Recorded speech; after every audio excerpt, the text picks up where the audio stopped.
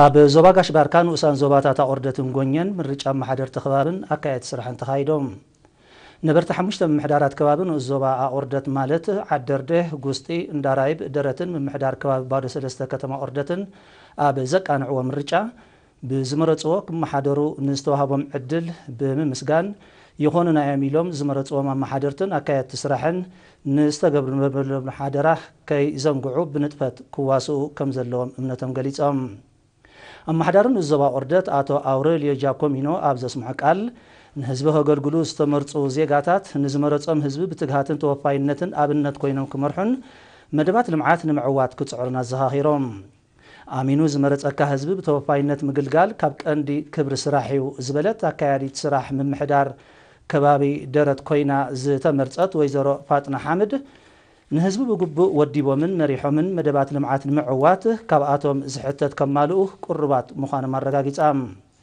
እዚ ከምዚ ኢሉ እንከሎ ኣብ ንዞባ ጎኘ ምምሕዳራት ከባቢ ኣሸሊን መካናትን ኣብ ዝተኻየደ ተመሳሳሊ ምርጫ ብህዝቢ ዝምረጹ ዘለዉ ኣመሓደርትን ኣካየት ስራሕን ሃገራውን ከምኡውን መደባት ብግቡእ ንምትግባርን መነባብሮ ህዝቢ ንምምሕያሽን ኣበርቲዖም ክሰርሑ መዘኻኸሪ ቀሪቦም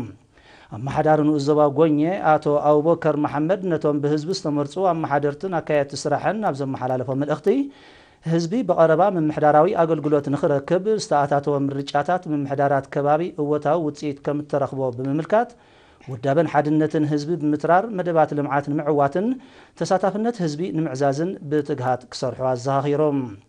ካብ ነበርቲ አቶ ዓሊ መሐመድን አቶ መሐመድ እድሪስን ብወገኖም ኣመሓደርትን ኣካየት ስራሕን ምምሕዳራት ከባቢ ኮይኖም ዝምረጹ ዜጋታት